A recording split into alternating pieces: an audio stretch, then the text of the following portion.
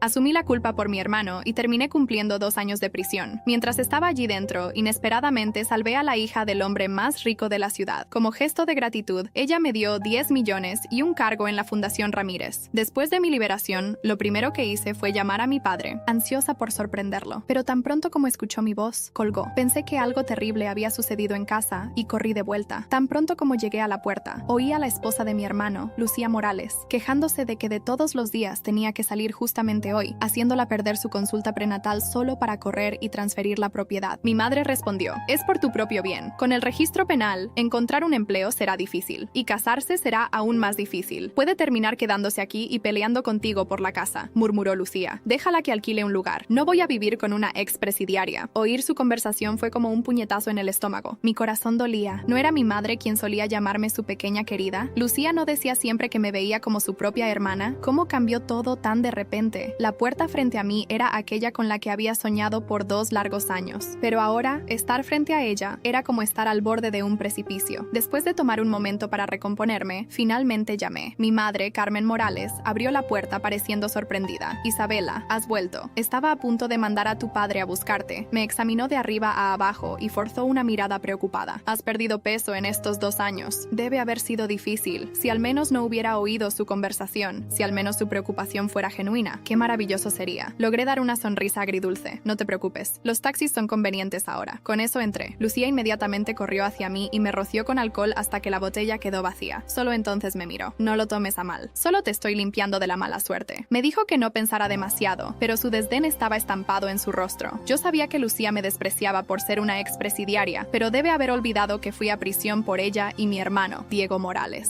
Sin decir una palabra, fui directamente a mi habitación. Cuando abrí la puerta, encontré la habitación llena de trastos y ninguna de mis pertenencias estaba allí dentro. Volviéndome hacia Carmen, pregunté: mamá, ¿qué pasó aquí? Ella vaciló, pareciendo incómoda. Estuviste fuera por tanto tiempo y la casa es pequeña con muchas cosas, así que guardamos todo en tu habitación. ¿Y mis cosas? Insistí. Carmen miró hacia abajo. Su culpa era evidente. Tal vez las habían vendido o tirado. Todo desapareció. Mi corazón se hundió nuevamente. Mamá, estaba en prisión, no muerta. ¿Era necesario deshacerse de todas mis cosas? Cuando mi padre, Roberto Morales, oyó esto desde el sofá, dijo: Isabela, Lucía está con 5 meses de embarazo y necesita espacio para las cosas del bebé. La casa está apretada. Tus cosas ya no eran necesarias, así que nos deshicimos de ellas. Sus palabras me golpearon como una tonelada de ladrillos. Mi padre amaba organizar mis cosas, diciendo que quería crear una colección de mis pertenencias más significativas para darme de regalo de boda algún día. ¿Por qué no le importaba que todo hubiera desaparecido ahora? ¿Dónde me voy a quedar?, pregunté. Carmen sacó $200 y los arrojó sobre la mesa descuidadamente, como si estuviera dando dinero a un mendigo. Aquí, toma esto. Encuentra un motel o alquila un lugar. Depende de ti. Forcé una sonrisa amarga. ¿Y Diego? ¿Él piensa lo mismo? Justo entonces, mi hermano, Diego Morales, salió del baño. Sin vacilación dijo: Isabela, eres mi hermana. Claro que estoy de tu lado. Si quieres quedarte aquí, voy a limpiar la habitación para ti. Parecía que Diego todavía se preocupaba por mí. Asentí con alivio.